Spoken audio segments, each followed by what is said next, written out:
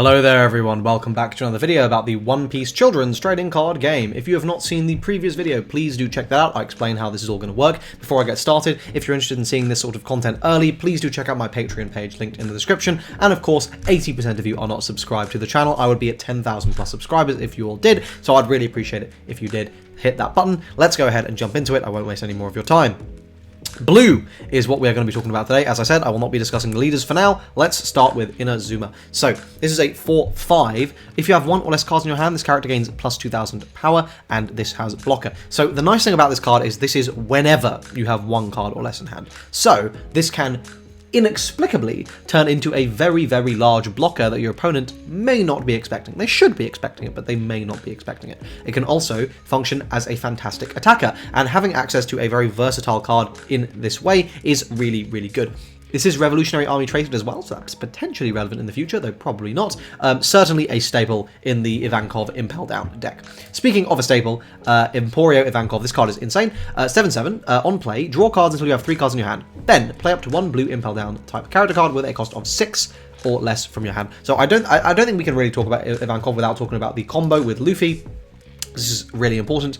So this is a 6/7 Impel Down Straw Hat Crew. On play and when attacking, you may trash 2 cards from your hand. Return up to 1 cost 4 or lower character to its owner's hand. Then this character gains double attack. So, of course, the combo here is you are able to play down Ivankov, you draw until you have 3 cards in your hand, and you can play down Luffy, and you will always have the 2 cards in your hand to trash, to bounce one of your opponent's cards that they've been trying to establish, and at the end of the turn, of course, Ivankov does its thing, and you draw back those 2 cards you just discarded, making Luffy free, and making Ivankov potentially a crazy plus if you had 0 cards in hand before you played it. That is the ideal situation combo, and of course it's very, very powerful. You're establishing 2 very large bodies, and you're doing some really crazy shenanigans. Now, in isolation, Luffy is probably the most playable outside of Ivankov. Yes, it is a very expensive cost to need to trash 2 cards in your hand. Exorbitantly expensive.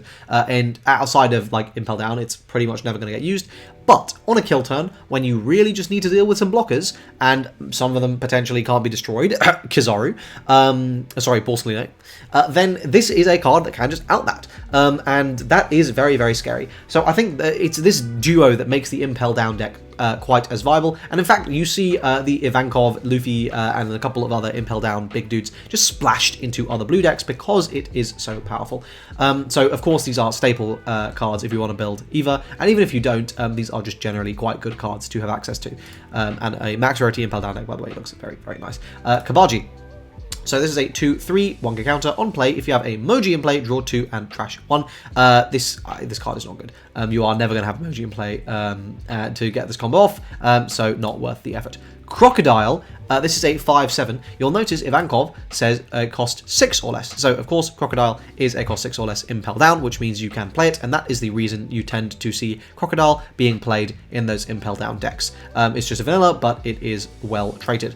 Gecko Moria, for similar reasons, this is just a vanilla, but it is 7 Warlords of the Sea traded, which means you can play it off Doffy, and getting a 6k body off of Doffy is very, very nice. So that's why you see this card get included at 4 in Doffy decks pretty much immediately. Mihawk is a 6/8. This is just a 7 Warlords of the Sea. Of course, it's big, but and the artwork is fantastic, but really wasted because you're basically never playing this card. Though it is nice that Blue just has access to the vanillas of every stat line now, I think. Besides maybe 7-drop, which is just good to have access to them. Okay, Doflamingo. So this is a 1-drop 2k. On play, look at the top 3 cards of your deck, return the top and bottom of your deck in any order, and then don 1 when attacking, trash a card from your hand, and place up to 1 of your opponent's characters with the cost of 1 or less to the bottom of the deck. Why is this card good? Because Zoro exists. Zoro is going to be a dominating presence in the meta. And what basically happened in Japan is everyone and their mum played Zoro, and then we had to come up with the community over there came up with decks to counter Zoro, and some of those were green in things like Kinemon, some of those were blue in Ivankov, and or indeed Doffy. And now, of course, this didn't actually see that much play, but this was a tech card that saw play, as I recall, because you can just swing into one of your opponent's small things they've just attacked you with, trash a card, and bot deck something else, and you don't care about trashing the card because you are playing Ivankov. So this is a card where it has a niche purpose. Outside of that, like in Doffy, you're always playing Perona over this because you get to check top 5 with Perona and it has counter, so you can use it late game. But this does have a use because that Zorro Rush is so focused on those 1-drops.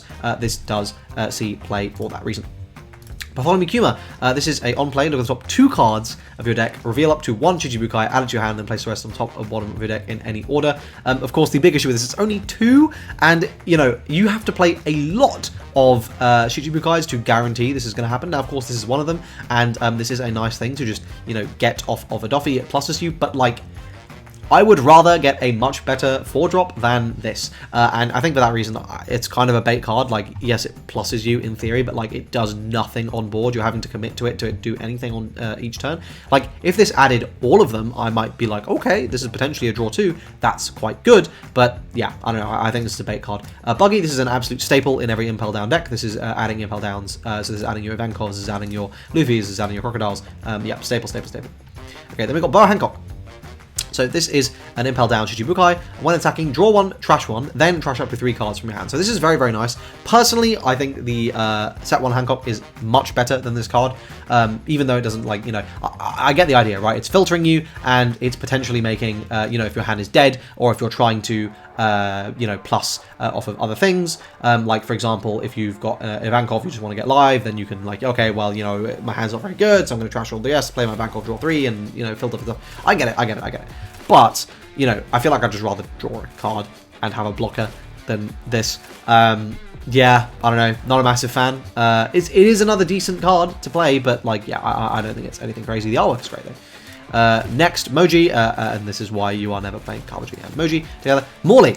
This is a 4/5. When attacking, if you have 1 or less cards in your hand, your opponent cannot activate the blocker of any character with a cost of 5 or less during this battle. This is cute. I don't know if it's actually any good. I haven't seen it see play, and it certainly doesn't strike me as a particularly busted card. It's very easy to out, but, you know, potentially it's scary. If you have 1 card or less in hand and you load up the plate onto Morley and your opponent only has blockers left, it's essentially a very bad rush Luffy, but I think that kind of says everything we need to say about it.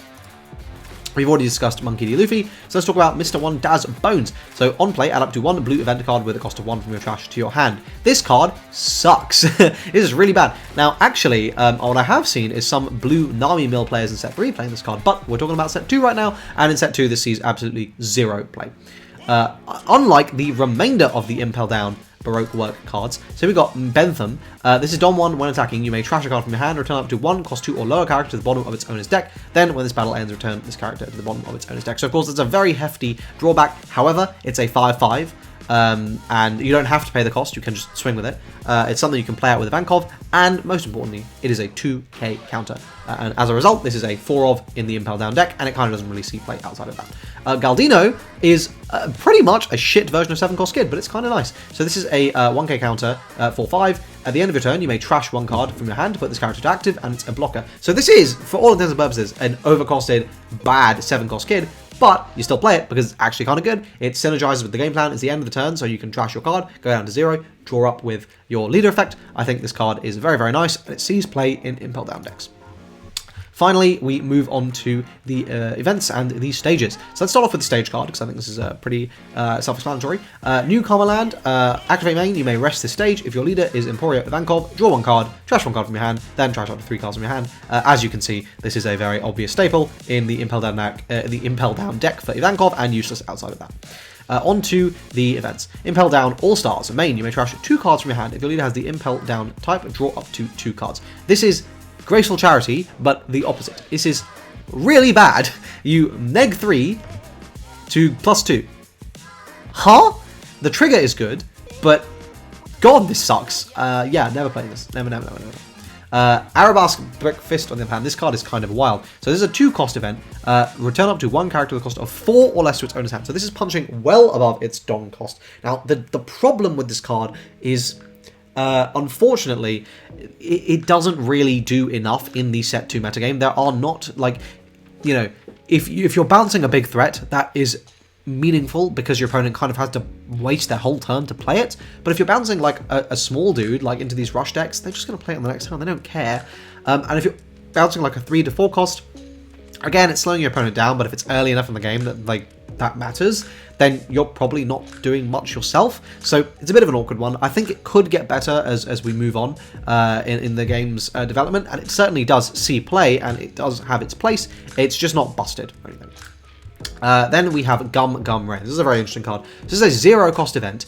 Counter, you may trash one card from your hand, and then up to one of your characters or leaders gains plus 3k for this battle, and then as a trigger, you bounce a 2 cost or lower to the owner's hand. I think this is quite good. It doesn't really see much play in set 2. Of course, the instant thought is, oh, Blurple Croc is having a field day here, and in set 3, when it can play 8 of this type of card, this might be quite good. But it certainly does see play in blue decks. Like, it is a nice option to have. Fundamentally, it's a 3k, right? You can, if you're playing a lot of cards without counter, this does unbrick those. This, you know, essentially converts those 2 cards into 3k, which is pretty good, right? Like, that's you know, not bad at all. So I certainly think this is a good card. You know, at worst case, it's a 2k counter, right? Like, you know, I guess at worst case, it's a 1k counter if you're having to pitch a 2k to use it, but still, you know, this is pretty good.